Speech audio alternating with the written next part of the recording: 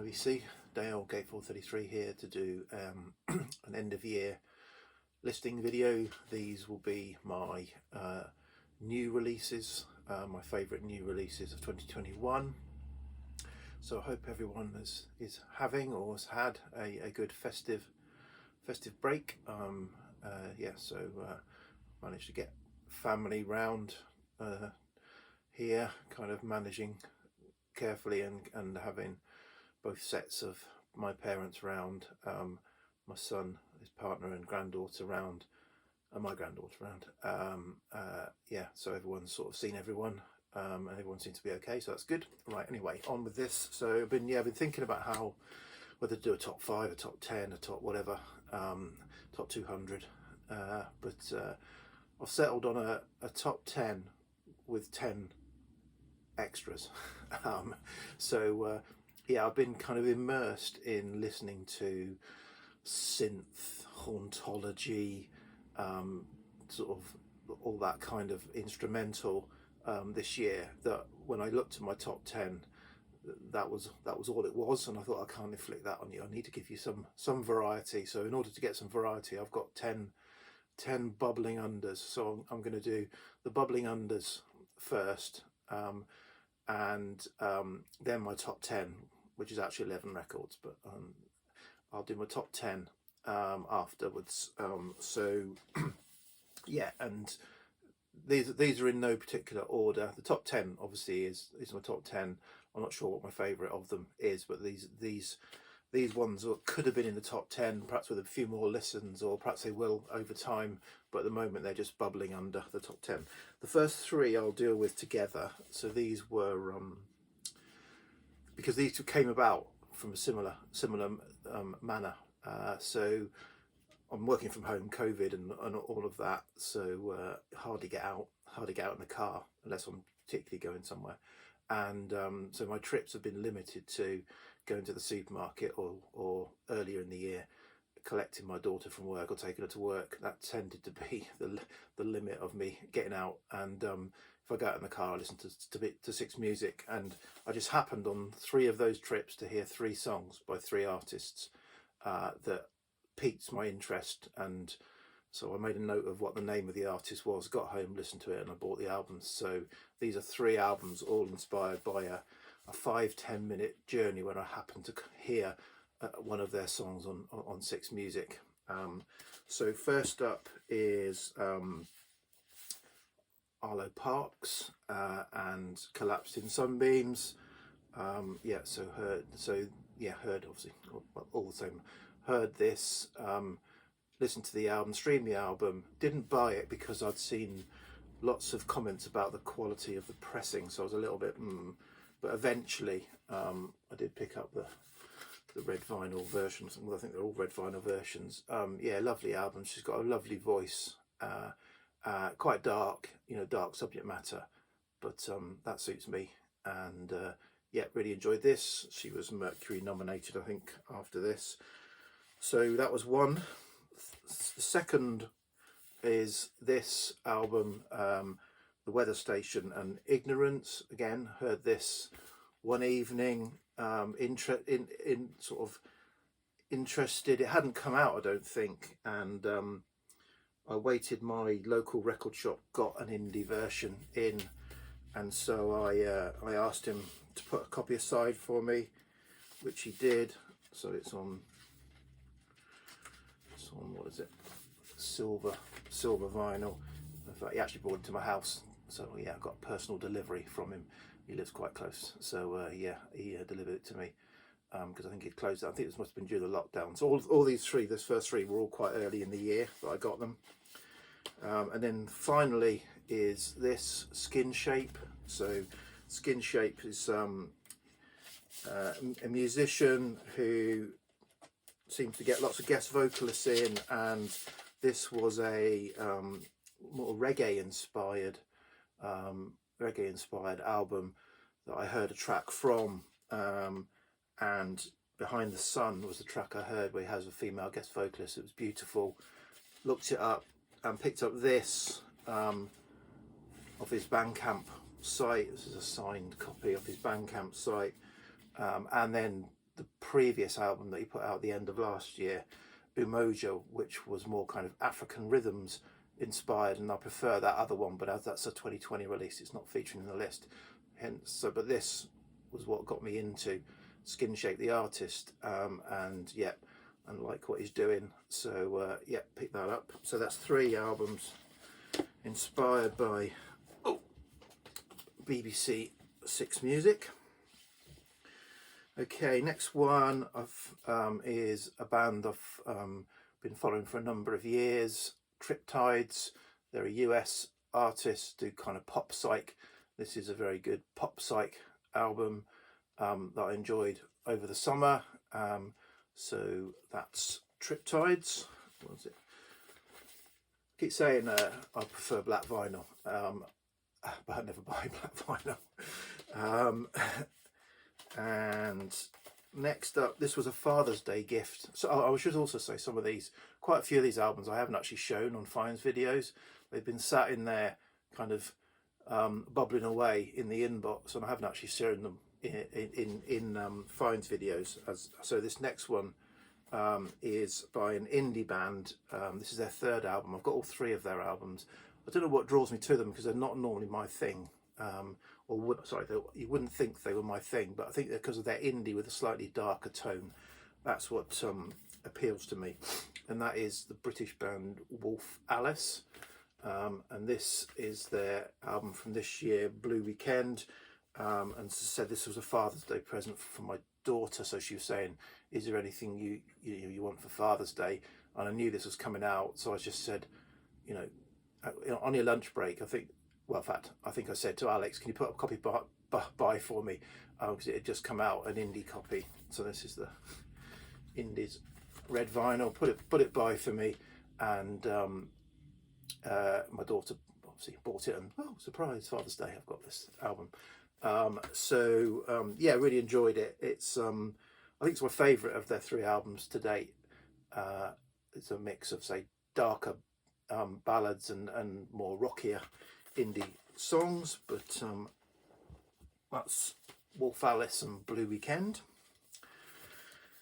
Next up, something I think I must have seen this in a magazine review, and probably in Shindig. Intrigued by the write-up, listened to it online, and ordered this from their Bandcamp site, which I think is in Holland or Germany it might be. So yeah, I had to pay the shipping on it, but this is Derya Yildirim, who's a singer, and Group Simsek. So sort of this is Anatolian Turkish sounding instrumentals and vocals, really kind of psyche Anatolian rock. Really enjoyed this. So Dost One is the name of the album, and yeah, so that's that. Okay, next one, controversial. I wasn't going to get this, and then I did stream it and I enjoyed it, so I ended up getting it, and I have enjoyed it, but not quite enough to squeeze into the top 10. So there you go, Fat Pop, Paul Weller. I kind of said last year I'm probably going to stop with Paul Weller, but I'd say I did stream this and I quite enjoyed it. It's quite upbeat. This is, I bought it from his website, so I got the red vinyl from his website. It's a lovely packaging, flip back, heavy stock, gloss sleeve. Yeah, as I say, it's quite it's a quality album. It's not outstanding. So he's putting out an album a year now. I think this is what I'd like to happen. I'd like him and Kate Bush to get together and say, tell you what, let's put out a great album every 4 years each. We'll alternate, so you'll do one, and then so there'll be 2 years between them, and we'll do a great album every 4 years, rather than me do a good album every year and you do something every 15 years. Let's do that. That's what I'd like to happen, but obviously that's never going to happen. Anyway, yeah, so a good album. Okay, this next one I think could have got higher with a few more listens. I haven't had it this long. So this is Bomenic is the title of the album, by Oona, I don't know. And this is a collaboration between Paul Langley and Mark Radcliffe, the BBC, the BBC radio disc jockey, Mark Radcliffe. This is the silver splatter. This is inspired by spomenics, which are obelisks in Eastern Europe that sprung up and are kind of revered or hated. There is an explanation that I can't. And this is the came with 8 cards of spomenics, Eastern European, and there's there's Mark Radcliffe and Mr. Langley. I thought Mark Radcliffe was a drummer, but he's holding a bass. It looks like a guitar there, but yeah. So yeah, this is really good. It's 80s synth, drone, sort of darkish 80s synth, very 81 synth style, very authentic sounding music, and as I said, could have been a lost 80s album. Really enjoyable. It's on the Spun Out of Control label. I'll get a lot of cassettes and a few albums from on the Spun Out of Control, one of the labels that I tend to follow and buy quite a lot from. So that's that. Okay, 2 more of the Bubbling Unders to go. I better get a move on. So next up is an album I thought would be in my top 10 but didn't quite make it. And this is Matt Berry, Blue Elephant. So I love Matt Berry's music. I've got everything he's released, and thought, when I heard this was a psych kind of experimentation of his, because all his albums tend to be slightly different genres, thought I'd enjoy it. I probably need to live with it a bit longer, and play it a bit more.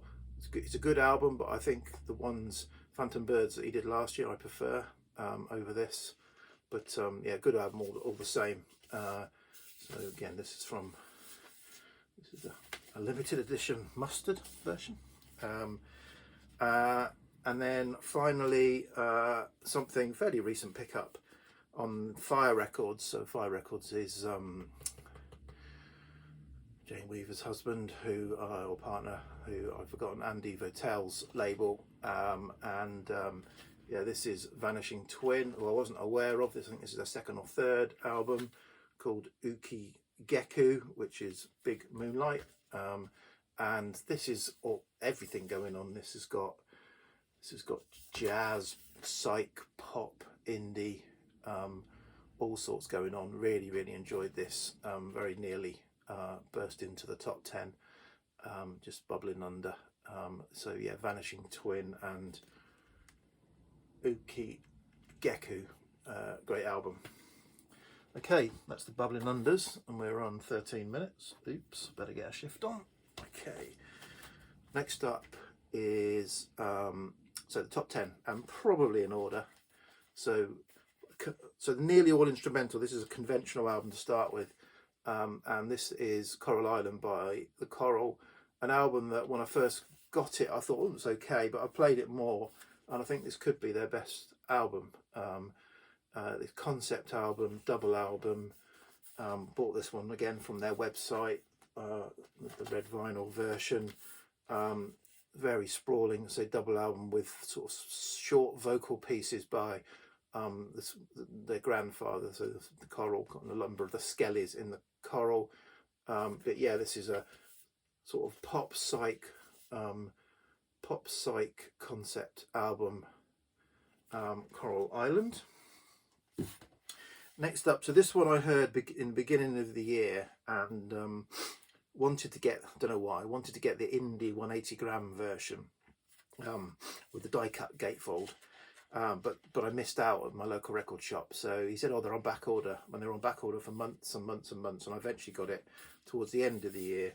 And this is the Floating Points, Pharaoh Sanders and the London Symphony Orchestra album, Promises.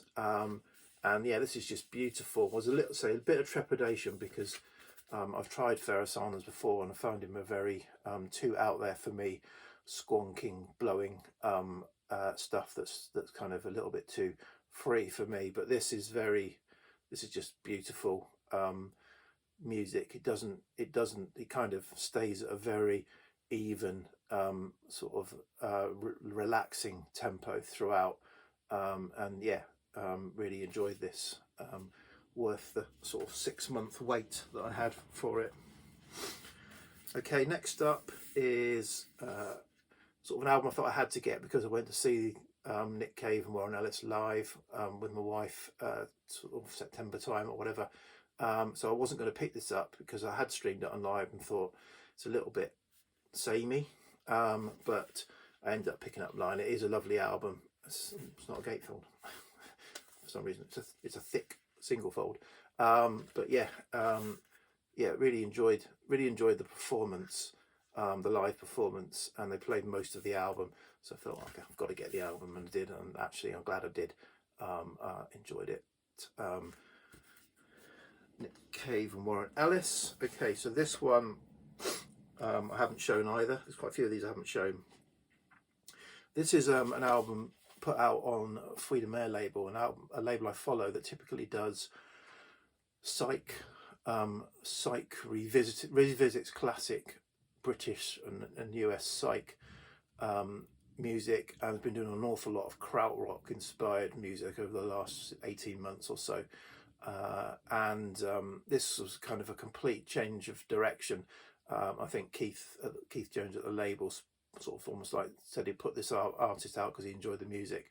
This is more kind of indie, experimental indie pop album by an Italian artist, Pindar, and it sounds like the cover, kind of psyche, out there. It's Pindar, P-I-N-H, which is in the background, D-A-R. So if you look it up, it's Pin with an H, Pindar with an H, and Parallel. And this, it's a female vocalist, and I think her partner does most of the other instruments, and they got some guests. But I think if you took a pinch, well, I think if you put together Alison Goldfrapp, Bjork, PJ Harvey and Kate Bush, that's kind of what it sounds like. I'm not sure exactly of the proportions of each, but you can hear all of those in there, and that drew me to it instantly because I love all of those artists. And yeah, it's grown on me a lot, this album. So that's Parallel by Pindar. You can listen to it, stream it. You might even be able to buy the CD still. I don't think you can't get the vinyl record anymore, but I think you can listen to it on their Bandcamp site. Okay, this one I have shown before. This is Hania Rani, an album she put out earlier this year of pieces that she's done for film and TV in Poland mainly. I've not heard of any of the programs, so yeah, lovely delicate piano pieces, beautiful quiet instrumentation, lovely delicate sound, beautiful album of this one. So I had to feature the remaining of the albums largely pick up on labels. This year I've been following labels rather than artists and buying most of the things that certain labels have put out. So one label that I buy a lot from is Be With Records, and they have been doing a lot of the old KPM library music releases, but this is a new release by Steve Moore, who is from is it Zombie? I think he's from Zombie, the US band Zombie, or I think they're US. And this is called Analog Sensitivity, and that's exactly what it is. It's a modern library record of analog synth keyboards, but it's lovely, it's beautiful. So it's all kind of it's quite a complete and consistent album of sensitive analog music. So rather than a typical library music where it's all over the place. One lovely kind of jazzy song, and then a kind of angular song, and then a beautiful lush song. This is just beautiful throughout. So yeah, Analog Sensitivity by Steve Moore. Okay, so what are we on the top 4 now?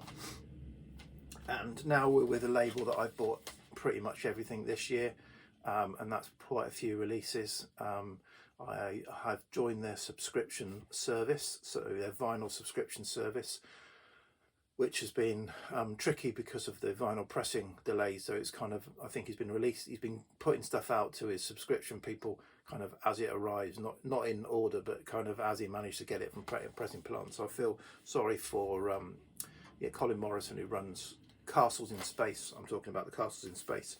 And so these two go together because they are by the same artist, Warrington Runcorn Newtown Development Plan. This one came out earlier in the year, just as I was contemplating joining the subscription service, and so I wasn't kind of into it as much right at the beginning of the year, and I missed out on the first pressing. In fact, I missed out on the first and second pressing of this. They kind of got snapped up, and so I thought, oh, that's it, I won't get it. And I've been buying everything since, and this came out. This is also the Warrington Runcorn Newtown Development Plan is the artist, and this is People and Industry. This one is Interim Report, March 1979, and this is synth, instrumental with it's a sort of, I guess, hauntology, nostalgia piece with field recordings and vocal sound of the style of those old public information films and the like, interspersed with tracks that kind of do evoke the 70s, and the sort of 60s through 70s and 80s. That's what hauntology kind of stuff is. But I managed, they put a third press of this out later in the year, I think about November, December, splatter yellow vinyl, which I managed to pick up. So luckily I have got both records that they've put out this year. Okay, this one again was a December, I think, release, and this is fantastic. This is also Castles in Space, and this is by the artist is the British Stereo Collective, it's called. I think Keith Needs is the actual person who did this, but it's absolutely beautifully done in this authentic 70s. This is a sort of like a BBC themes album. It's called Mystery Fields, and it's got kind of space, and it's a bit like a kind of World in Action or something like that. It's on a artboard vinyl, but it comes also with a lovely mocked up, bit like the Radio Times television. It gives a list of, these are the track listing with the little blurb, like a TV program. It's got kind of an advert, a mock-up advert for a music system. There's the guy who actually did it, Phil Heeks. Phil Heeks is the guy behind this, and so yeah, fantastic piece, and the music is just so evocative, upbeat, spacey kind of soundtracky. Highly recommend this, on the Castles in Space. Absolutely loved this. Okay, so moving on to another label, and this is another label I've championed throughout the year, and that is the Claypipe label.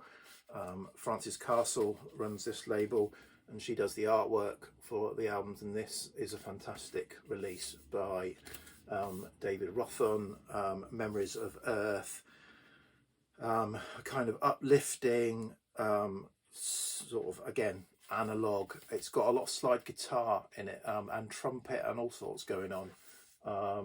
They're all kind of numbered, limited. This is 63 of 700, so it's quite early. I could say I literally wait for as soon as the email drops, I go and pre-order what they put out, and wasn't disappointed by this. This is my number 2 release of the year, and my favourite release of the year is another Castles in Space. This is Luke Requena and Mirror Stage. This is very much like the cover, glacial. It's a very glacial sounding analog synth ambient album, but it's got a positive feel to it.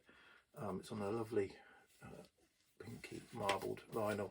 Sounds fantastic. As I say, it's kind of dark and drony ambient, but it leaves you with a kind of an uplifting feel.